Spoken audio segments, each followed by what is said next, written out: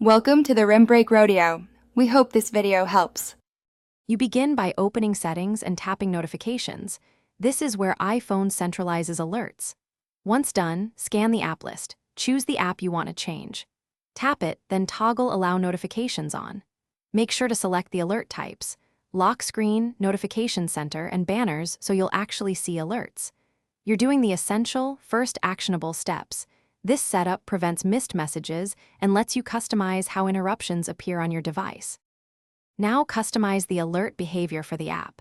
You choose an alert style, banners for fleeting notices or persistent for until dismissed, because different apps need different urgency. Then set sounds and badge app icon so you hear and see the alert at a glance. Notification grouping organizes many alerts into stacks. Make sure it fits how you scan messages. Once you've set Show Previews to Always or When Unlocked, you balance convenience versus privacy and finish by confirming global settings that override notifications. Open Focus or Do Not Disturb and disable modes that silence alerts or allow the app as an exception.